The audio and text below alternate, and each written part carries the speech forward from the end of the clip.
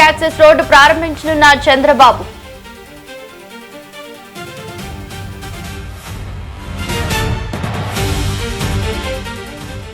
నేటితో ముగియనున్న పార్లమెంట్ వర్షాకాల సమావేశాలు. నేడు పార్లమెంట్ లో విద్యార్థుల ఆందోళనలపై చర్చ.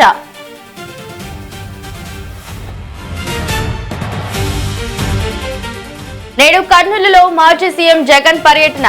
జైలులో ఉన్న విరూపాక్షిని కలవనున్న జగన్.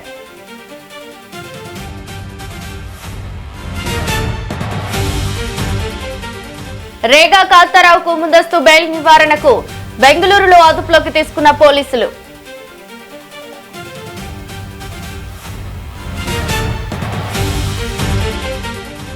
నీట్ పేపర్ లీక్ కేసులో సిబిఐ ఛార్జ్షీట్. సిబిఐ అభియోగాలపై నేడు కోర్టు విచారణ.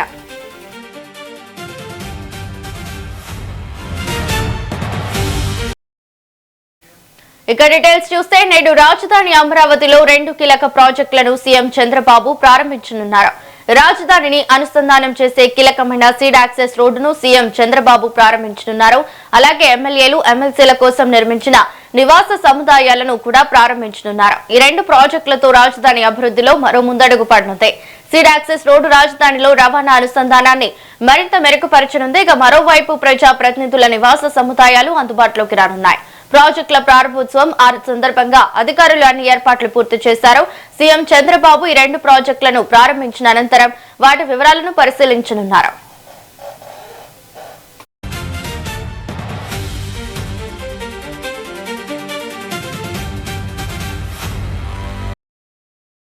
ఇక సీఎం చంద్రబాబు పలు కార్యక్రమాల్లో పాల్గొననున్నారు. ఈ 2 ప్రాజెక్టులను ప్రారంభించిన అనంతరం వాటి వివరాలను కూడా పరిశీలించనున్నారు.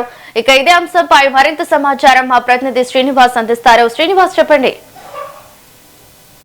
ఆంధ్రప్రదేశ్ రాజధాని అమరావతిలో ఈ రోజు కీలక ఘట్టానికి నాంది పలుకుతుంది. ముఖ్యంగా ఆంధ్రప్రదేశ్ ముఖ్యమంత్రి చంద్రబాబు నాయుడు చేతుల మీదుగా ఈరోజు రాజధానికి రాజ్యమార్గమైనటువంటి సీడ్ యాక్సెస్ రోడ్ను అలానే స్టీల్ బ్రిడ్జిను, అంటే 2 స్టీల్ బ్రిడ్జి అలానే సీడ్ యాక్సెస్ రోడ్డును కూడా ముఖ్యమంత్రి చేతుల మీదుగా ఈరోజు ప్రారంభం చేయనున్నారు. ముఖ్యంగా చూసినట్లయితే కనుక చంద్రబాబు నాయుడు రోజు రాజధానిలో ఏదైతే అభివృద్ధి పనులు ఉన్నాయో అభివృద్ధి పనుల్లో మొదటగా స్టీల్ బ్రిడ్జిను, తర్వాత సీడ్ యాక్సెస్ రోడ్ను రెండింటిని కూడా ప్రారంభించి వాటికి ఇచ్చేయనున్నారు. అయితే ముఖ్యంగా చూసుకున్నట్లయితే కనుక రాజధానికి అనుసంధానానికి సీడ్ యాక్సెస్ రోడ్డు రాజమార్గంగా ఉంటుంది.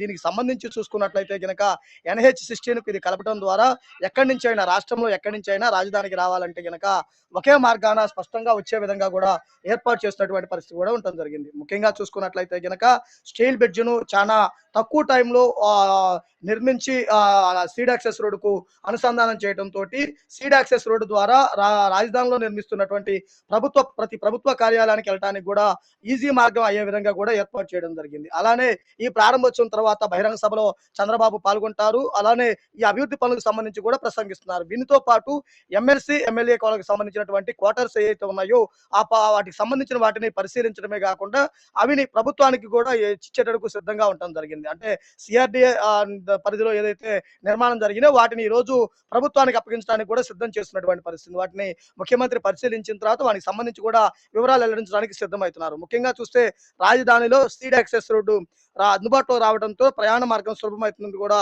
ప్రతి ఒక్కరు చెబుతున్న పరిస్థితి కనుక ఉంది.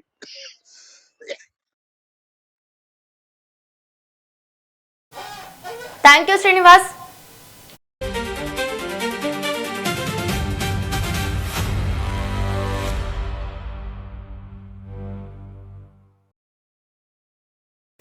పార్లమెంట్ వర్షాకాల సమావేశాలు నేటితో ముగియనున్నాయి. సమావేశాల చివరి రోజున కూడా లోక్సభలో వాయిదాల పర్వం కొనసాగింది. నీట్ పేపర్ లీక్, విద్యార్థులపై లాఠీ చార్జ్ అంశాలపై విపక్షాలు తీవ్ర ఆందోళన చేపట్టాయి.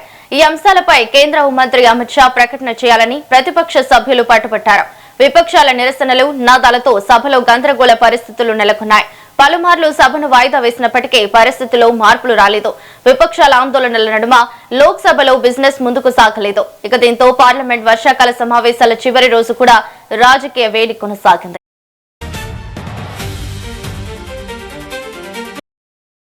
ఇక ఇదే అంశంపై పూర్తి డీటెయిల్స్ మా సీనియర్ కరెస్పాండెంట్ రామకృష్ణ ఫోన్ ద్వారా అందిస్తారు. రామకృష్ణ, చెప్పండి, పార్లమెంట్ చివరి రోజు ఎలా ముగిసింది?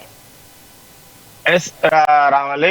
ఈ జూలై 20వ తేదీన పార్లమెంట్ సమావేశాలు ప్రారంభమై ఈ రోజు ఆగస్టు 13వ తేదీ 19 రోజుల పాటు పార్లమెంట్ సమావేశాలు జరుగుతాయి. 18 రోజుల పాటు దాదాపుగా అధికార పార్టీల గందరగోళం మధ్యనే వాయిదాల పర్వం కొనసాగుతూ వచ్చింది. ఎప్పుడు లేని విధంగా ఈసారి పార్లమెంట్ సమావేశాలు ఉభయ సభల్లోనూ ఇటు కాంగ్రెస్ పార్టీ, విపక్షాలు, అదేవిధంగా అధికార పార్టీ కూడా ఆరోపణలు ప్రత్యారోపణలతో సభ వేడవచ్చు. అయితే ఈ రోజు చివరి రోజు సమావేశాలను కూడా ఏదైతే లాఠీ జంతర్ మంతర్ లాఠీ చార్జ్ జరిగిందో దానికి సమాధానం చెప్పేందుకు హోంశాఖ మంత్రి అమిత్ షా సిద్ధంగా ఉన్నప్పటికీ ఇవాళ అయితే దానికి కౌంటర్ గానే రాహుల్ గాంధీ కూడా సమాధానాలు చర్చలు కాదు కావాల్సింది. దానికి ఏదైతే లాఠీ చార్జిగా ఆదేశాలు జారీ చేశారా లేదా స్పష్టత ఇవ్వాలి, అంతే తప్ప ఆయన చెప్పే సమాధానాలు అదే విధంగా చర్చకు రాహుల్ గాంధీ కూడా కౌంటర్ ఇస్తున్నారు. అయితే ఈ రోజు కూడా అధికార విపక్ష పార్టీలకు సంబంధించిన ఏ విధంగా ముందుకెళ్తారో చూడాలి. అయితే ఇప్పటి వరకు దాదాపు 18 రోజుల పాటు జరిగిన సమావేశాల్లో కొన్ని బిల్లులు మాత్రం ఎలాంటి చర్చలు లేకుండా మోజుబాన్ ఓటు పద్ధతిలో చర్చలు ముగిసి బిల్లులు ఆమోదం పొందేవి. అయితే అనేకమైన బిల్లులు ప్రధానంగా డీలిమిటేషన్ బిల్లు, అదే విధంగా విదేశీ నిధుల మళ్లింపు వాటితో పాటు మహిళా బిల్లు రిజర్వేషన్లు కూడా ప్రవేశపెట్టాలి అనే దాంతో సమావేశాలు ఏర్పాటు చేశారు. అయితే ఎలాంటి చర్చలు లేకుండా ఎలాంటి దానిపైన బిల్లులు ప్రవేశపెట్టకుండానే దాదాపుగా పార్లమెంట్ సమావేశాల ముగింపు దశకు చేరుకున్నాను చెప్పుకోవచ్చు. ఈ రోజు పార్లమెంట్ ఇట్లు ఉభయ సభల్లోనూ అమిత్ షా సమాధానం ఇస్తున్నారు. అయితే సమాధానానికి విపక్ష పార్టీలు సిద్ధంగా లేకపోవడంతో మన ఇవాళ కూడా గందరగోళం మధ్య పార్లమెంట్ సమావేశాలు ముగిసే అవకాశం అయితే కనిపిస్తుంది. రావాలి.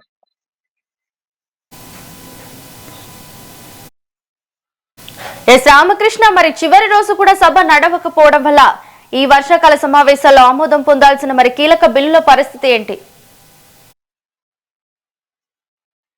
అదే ఏదైతే కీలక బిల్లులు కేంద్ర ప్రభుత్వం తీసుకురావాలందో ఇప్పటి వరకు ఎలాంటి చర్చ జరగలేదు కాబట్టి దీనికి సంబంధించి మరోసారి అంటే ఈ రోజు సాయంత్రం వేస్తారా లేకుంటే పొడిగిస్తారా అనేది ఒక క్లారిటీకి రావాల్సి ఉంది. దానికి సంబంధించి అధికార పక్షం నుంచి ఎలాంటి సమాధానం లేదు.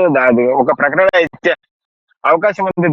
నిర్వాధిక వాయిదా వేస్తారా లేకుంటే ఏదైతే డీలిమిటేషన్ అదే మహిళల బిల్లులు రిజర్వేషన్ సంబంధించిన ఏదైతే బిల్లులునో దానికి సంబంధించి విషయాల్లో ప్రత్యేక సమావేశాలు 4 రోజుల పాటు సమావేశాలను కేంద్ర ప్రభుత్వం ఆలోచన దిశగానే ఇప్పటి వరకు ఏదైతే మెజార్టీ సాధించేందుకు అధికార పార్టీ ఇప్పటికే సిద్ధమైందో మెజార్టీ సాధించి అయితే డీలిమిటేషన్ బిల్లుకు అదేవిధంగా మహిళా బిల్లుకు కొన్ని పార్టీలు మద్దతుకు కూడగట్టడం, అదేవిధంగా కొన్ని పార్టీల నుంచి మంత్రులు ఎంపీలు కూడా మద్దతు ప్రకటించిన నేపథ్యం అయితే డీలిమిటేషన్ అదే మహిళల బిల్లులకు సంబంధించి ఏదైతే ఎఫ్సిఆర్ఏ సంబంధించిన బిల్లులు కూడా ప్రత్యేకంగా 4 సమావేశాలు ఏర్పాటు చేసి దానికి సంబంధించి ఏర్పాటు చేస్తారు. అయితే ఎఫ్సిఐ బిల్లుకు సంబంధించి పార్లమెంటు కమిటీగా పంపించడం వల్ల దానికి సంబంధించి ఇంకా ఎలాంటి విధి విధానాలు ఏంటి అనేది దానిపైన చర్చించే అవకాశం ఉంది. ఎందుకంటే దానిపైన ప్రతిపక్ష పార్టీలు చేయడంతో పాటు ప్రజా సంఘాలు అదేవిధంగా ఏదైతే దేవాలయాలు కానీ ఇతర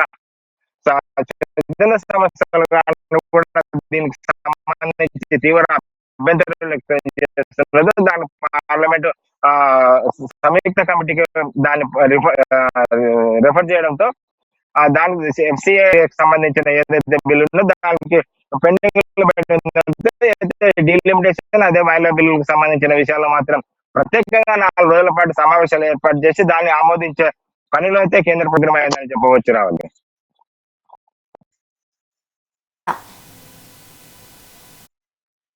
థ్యాంక్ యూ రామకృష్ణ.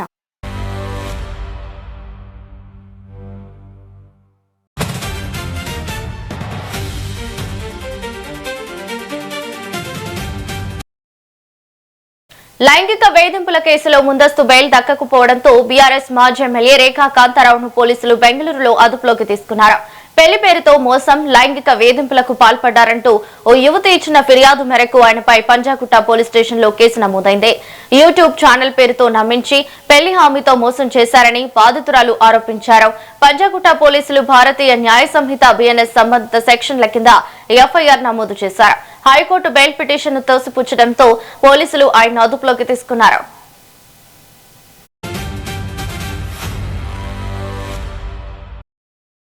ఇక ఇదే అంశంపై మరింత సమాచారం మా ప్రతినిధి శివ ఫోన్ ద్వారా అందిస్తారు. శివ, చెప్పండి. ఎస్రావలే ఇటు లైంగిక వేధింపుల కేసులో బీఆర్ఎస్ మాజీ ఎమ్మెల్యే రేగా కాంతారావుపై అయితే వరుస దెబ్బలు పడుతున్నాయి. ఇటు అరెస్టు భయంతో ముందస్తుగానే బెయిల్ కోసం అయితే న్యాయ పోరాటం అయితే మొదలుపెట్టారు. అయితే పంజాగుట్ట పోలీస్ స్టేషన్లో నమోదైన లైంగిక వేధింపులు, అత్యాచారం, బెదిరింపులు ఆరోపణల కేసులో రేగా కాంతారావుపై కీలక న్యాయపరమైన చర్యలు అయితే దిగారు. అది తనపై నమోదైన ఎఫ్ఐఆర్ను కొట్టివేయాలంటూ కోరుతూ ఆయన అయితే తెలంగాణ హైకోర్టుని కూడా ఆశ్రయించారు. అయితే ఈ యొక్క క్యాష్ పిటిషన్పై హైకోర్టు తీర్పు అయితే రిజర్వ్ చేసింది. ఇదే సమయంలో ఎఫ్ఐఆర్ పై తుది తీర్పు వచ్చే వరకు కూడా పోలీసులు తనను అరెస్టు చేయకుండా రక్షణ కల్పించాలంటూ కూడా రేగా కాంతారావు అయితే ముందస్తు బెయిల్ కోసం అయితే హైకోర్టును ఆశ్రయించినట్లు కూడా తాజాగా తెలుస్తుంది. ఆ తర్వాత భద్రాద్రి కొత్తగూడెం జిల్లాకు చెందిన ఓ యువతి ఇచ్చిన ఫిర్యాదు ఆధారంగా పంజాగుట్ట పోలీసులు రేగా కాంతారావుపై కేసు నమోదు చేశారు. ఇటు ఉద్యోగం, పెళ్లి పేరుతో తనను నమ్మించి లైంగికంగా వేధించారని కూడా ఆ యువతి అయితే ఆరోపించింది. వ్యక్తిగత ఫోటోలను అద్దం పెట్టుకొని బెదిరించాడని, రియల్ ఎస్టేట్ పెట్టుబడుల్లో డబ్బులు కూడా తీసుకున్నారని ఫిర్యాదులో పేర్కొంది. తర్వాత తనపై వచ్చిన ఆరోపణలను రేగా కాంతారావు ఖండిస్తూ రాజకీయ వ్యక్తిగత ప్రతిష్టను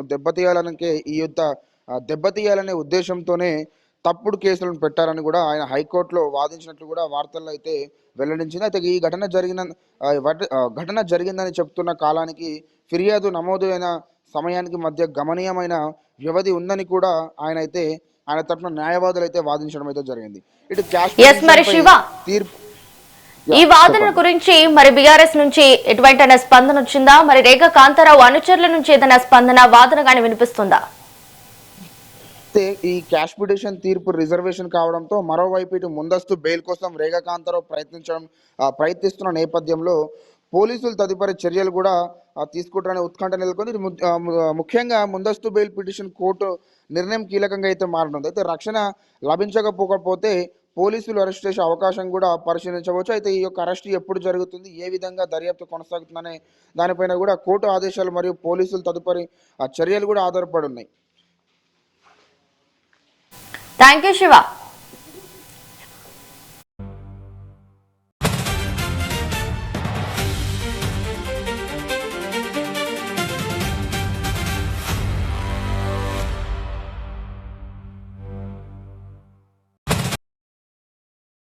కర్నూలు జిల్లాలో వైసీపీ అధినేత జగన్ పర్యటన రాజకీయంగా హాట్ టాపిక్ గా మారింది. జైలులో ఉన్న ఆలూరు ఎమ్మెల్యే విరూపాక్షను జగన్ పరామర్శించనున్నారు. అయితే జగన్ పర్యటనలో ర్యాలీలు, సభలకు అనుమతి లేదని జిల్లా ఎస్పీ స్పష్టం చేసినట్లు సమాచారం. ఇప్పటికే జిల్లాలో జగన్ పర్యటన సందర్భంగా ఉద్రిక్తత పరిస్థితులు చోటు చేసుకున్న నేపథ్యంలో పోలీసులు ఆంక్షలు విధించడం చర్చనీయాంశంగా మారింది. మరి జగన్ పర్యటనకు సంబంధించి పోలీసులు జారీ చేసిన ఉత్తర్వులపై వైసీపీ నేతలు తీవ్రంగా స్పందిస్తున్నారు. పర్యటనకు అడ్డుకునేందుకు పోలీసులు ఆంక్షలు విధిస్తున్నారని వైసీపీ నేతలు ఆరోపిస్తున్నారు.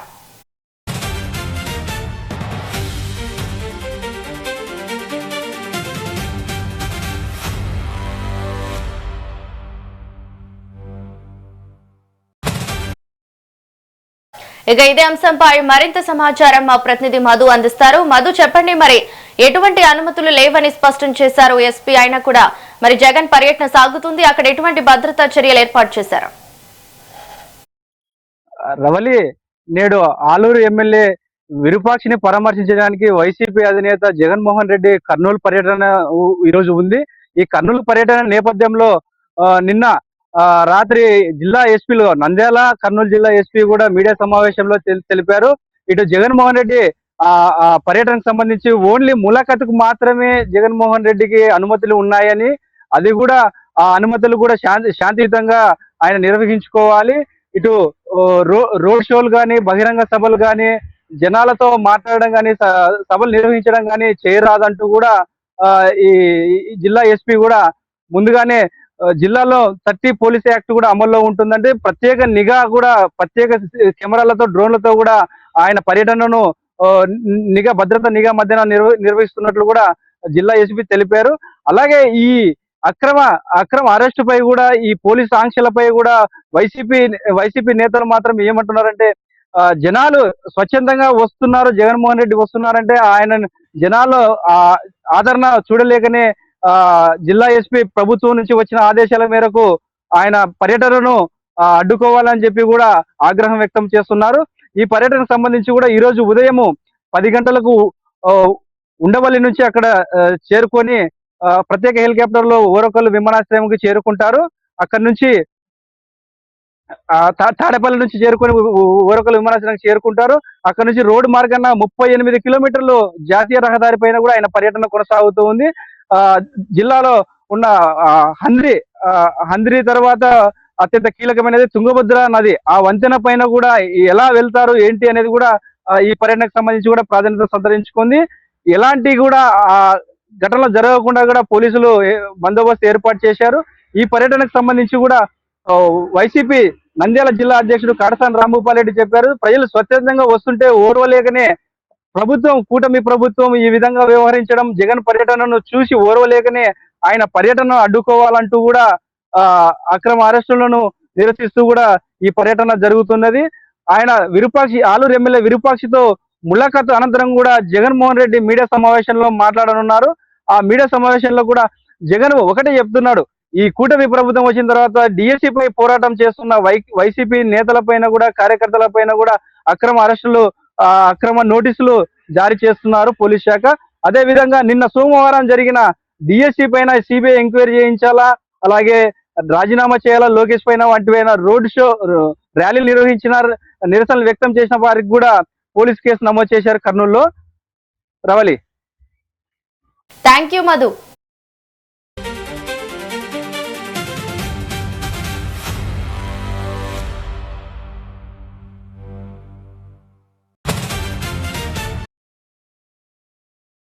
నీట్ యూజీ పేపర్ లీక్ కేసులో సిబిఐ దాఖలు చేసిన అభియోగ పత్రాన్ని ఢిల్లీ కోర్టు పరిగణలోకి తీసుకుంది. 13 మంది నిందితులపై దర్యాప్తు సంస్థ సమర్పించిన ఛార్జ్ షీట్ ను ప్రత్యేక కోర్టు న్యాయమూర్తి అజయ్ గుప్తా పరిశీలించారు. పేపర్ లీక్లపై విచారణకు ఏర్పాటు చేసిన ఫాస్ట్ ట్రాక్ కోర్టులో ఇటీవలే సిబిఐ తుది ఛార్జ్ షీట్ ను వేసింది. 13 మంది నిందితులపై 20,000 పేజీలతో ఛార్జ్ షీట్ దాఖలు చేసింది. పబ్లిక్ ఎగ్జామినేషన్ చట్టం 2024 కింద నిందితులపై సిబిఐ ఛార్జ్ షీట్ దాఖలు చేసింది. అభియోగాలపై గురువారం నుంచి వాదనలు వింటామని న్యాయస్థానం తెలిపింది. 360 మంది సాక్షులు, 422 డాక్యుమెంట్లు, 43 భౌతిక సాక్ష్యాలను అభియోగ పత్రంలో పొందుపరిచినట్లు సిబిఐ వర్గాలు తెలిపాయి.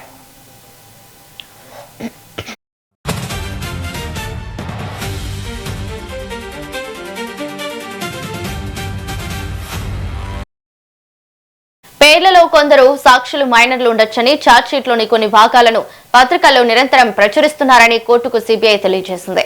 అయితే ఈ కేసులో సాక్షుల పేర్లను మీడియా ప్రచురించడంపై న్యాయస్థానం అసంతృప్తి వ్యక్తం చేసింది. కోర్టులో ఇంకా చెప్పనివి, ప్రస్తుతం ఛార్జ్ షీట్ లో భాగంగా ఉన్నవి మీడియాలో బహిర్గతం కావడం ఆశ్చర్యకరమని కోర్టు పేర్కొంది. బాధ్యతాయుతమైన మీడియా ఇలాంటి పనులు చేయకుండా ఉండాలని సూచించింది.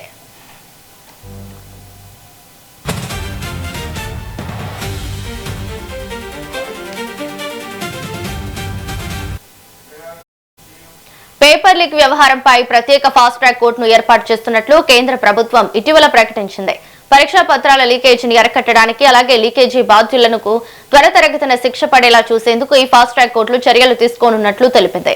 కేసుల విచారణలో జాప్యం జరగకుండా రోజువారీ ప్రతిపాదికన విచారణ జరిపేలా చర్యలు తీసుకోనున్నారు. అలాగే 2 నుంచి 3 నెలల్లోపే కేసుకు సంబంధించిన తీర్పులు ఇచ్చేలా ప్రతి రాష్ట్రం, కేంద్ర పాలిత ప్రాంతంలో ప్రత్యేక ఫాస్ట్ ట్రాక్ కోర్టులను ఏర్పాటు చేయాలని ప్రభుత్వం ఆదేశాలు జారీ చేసింది.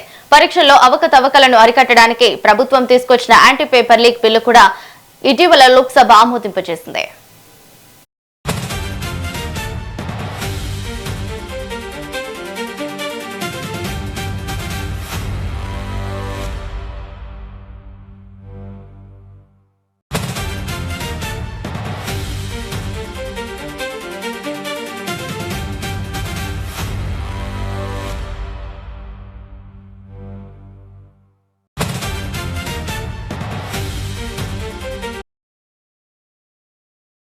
ఆంధ్రప్రదేశ్ ఉప ముఖ్యమంత్రి, అటవీ పర్యావరణ శాఖ మంత్రి పవన్ కళ్యాణ్ నేడు విశాఖపట్నంలో పర్యటించనున్నారు. ప్రపంచ ఏనుగుల దినోత్సవ సందర్భంగా రాడిసన్ బ్లూ హోటల్లో నిర్వహించే అధికారిక కార్యక్రమంలో కేంద్ర మంత్రులు, ఉన్నతాధికారులతో కలిసి ఆయన పాల్గొననున్నారు. వన్యప్రాణుల సంరక్షణ, ఏనుగుల రక్షణపై ప్రత్యేక అవగాహన కార్యక్రమాలను నిర్వహించనున్నారు.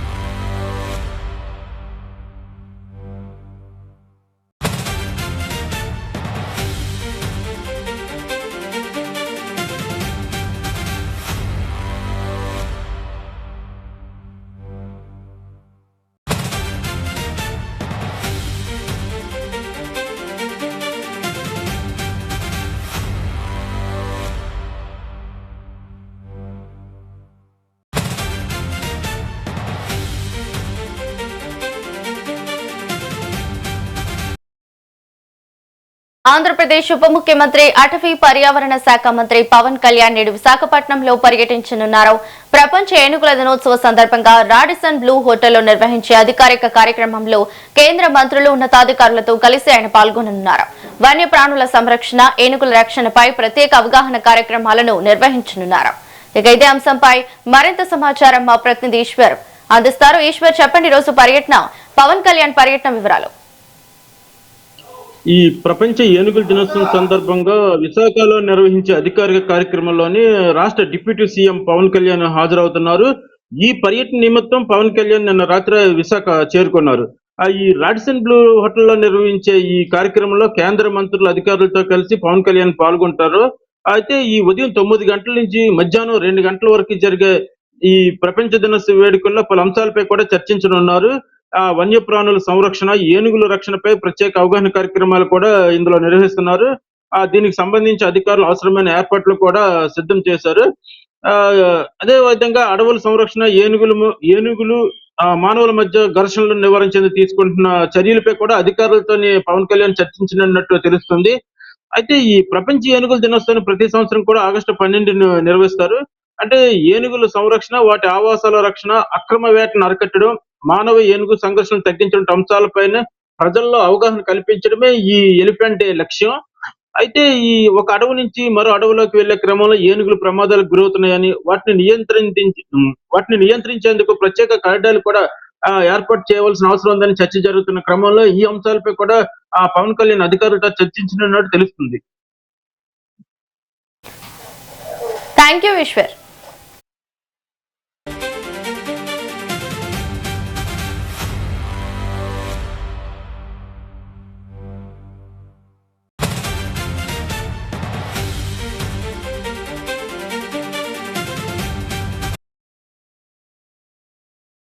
భోగాపురం అల్లూరి సీతారామరాజు అంతర్జాతీయ విమానాశ్రయంలో విమాన రాకపోకల సందడి మొదలైంది. వాస్తవానికి ఈ నెల 17వ తేదీ తర్వాత రెగ్యులర్ విమాన సర్వీసులు ప్రారంభమవుతాయని పౌర విమానయాన శాఖ ప్రకటించింది. అయితే ఆ సమయానికన్నా ముందే ప్రత్యేక విమానాల ల్యాండింగ్ మొదలైంది. ఢిల్లీ నుంచి భీమిలి ఎమ్మెల్యే మాజీ మంత్రి గంటా శ్రీనివాసరావు, అనకాపల్లి ఎంపీ సీఎం రమేష్ ప్రత్యేక విమానంలో భోగాపురం విమానాశ్రయంలో దిగగా మంత్రి సత్యకుమార్, ఎమ్మెల్యే కామినేని శ్రీనివాస్, మాజీ ఎంపీ కేవీపీ రామచంద్రరావు తదితరులు ప్రత్యేక విమానంలో వెళ్తూ కలుసుకున్నారు.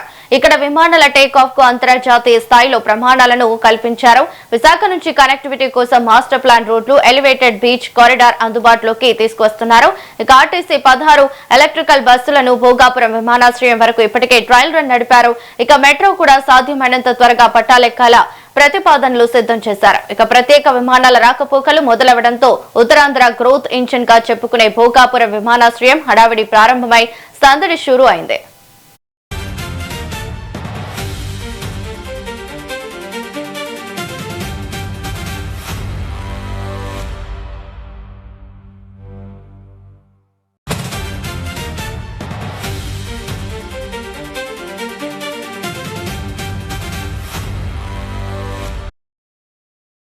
దేశ అభివృద్ధిలో ప్రతి పౌరుడిని భాగస్వామ్యం చేయాలనే లక్ష్యంతో రాష్ట్ర ప్రభుత్వం చేపట్టిన అనే నేను కార్యక్రమంలో ప్రతి ఒక్కరూ స్పందించాలని రాష్ట్ర దేవాదాయ శాఖ మంత్రి ఆనం రామనారాయణ రెడ్డి పిలుపునిచ్చారు. నెల్లూరు జిల్లా కలెక్టరేట్ లో అనే నేను కార్యక్రమంలో భాగంగా మంత్రి స్వయంగా తన అభిప్రాయాన్ని పంచుకున్నారు. 2047 నాటికి భారతదేశానికి స్వాతంత్ర్యం వచ్చి 100 ఏళ్లు పూర్తవుతున్న సందర్భంగా అప్పటికే వ్యక్తిగా తాము, తమ ప్రాంతం, రాష్ట్రం, దేశం ఏ విధంగా అభివృద్ధి చెందాలని కోరుకుంటున్నారో ప్రజలు తెలియజేయాలని సూచించారు. సోషల్ మీడియా వేదికగా తమ అభిప్రాయాలను పంచుకోవాలని కోరారు. అలాగే ప్రాంతం, రాష్ట్రం, దేశ అభివృద్ధిలో తాము ఏ విధంగా భాగస్వాములు కావాలనుకుంటున్నారో అనే నేను శీర్షికతో పోస్టుల ద్వారా తమ సంకల్పాన్ని తెలియజేయాలని మంత్రి ఆనం రామనారాయణ రెడ్డి పిలుపునిచ్చారు. ఆనం రామనారాయణ రెడ్డి అనే నేను ప్రస్తుతం దేవాదాయ శాఖ మంత్రిగా పనిచేస్తున్నాను. ముందుగా మీకు 80వ స్వాతంత్ర దినోత్సవ శుభాకాంక్షలు. మన దేశానికి స్వాతంత్రం వచ్చిన తర్వాత ఎంతో అభివృద్ధి చేశాం. ఈ ప్రయాణం ఇలా మరింత ముందుకు వెళ్ళాలి అంటే ప్రతి ఒక్కరం ఒక విజన్తో పనిచేయాలి. ఒక సగటు పౌరుడిగా ఆంధ్రప్రదేశ్ రాష్ట్రం సర్వతోముఖాభివృద్ధి చెందాలని, సంక్షేమ అభివృద్ధిలో ముందుకు సాగాలని, పారిశ్రామికంగా రేపటి యువతకి ప్రాధాన్యత లక్ష్యాలు ఉండాలి అని ఆ లక్ష్యాన్ని నిర్దేశించుకున్నాము. వికసిత భారత్ స్వర్ణాంధ్ర 2047 లక్ష్యాలకు అనుగుణంగా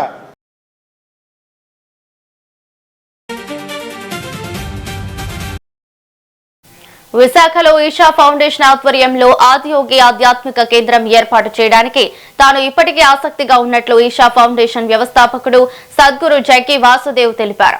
తనకు ఎంతో ఇష్టమైన విశాఖకు త్వరలోనే వస్తానని చెప్పారు. ఢిల్లీ విమానాశ్రయంలో Bheemili MLA Ganta Srinivasarao, Anakapalli MP CM Ramesh సద్గురును మర్యాదపూర్వకంగా కలిశారు. విశాఖలో ఆదియోగి ఆధ్యాత్మిక కేంద్రం ఏర్పాటుపై చర్చించారు. విశాఖకు రావాలని గంటా శ్రీనివాసరావు సద్గురును ఆహ్వానించగా తప్పకుండా వస్తానని ఆయన హామీ ఇచ్చారు.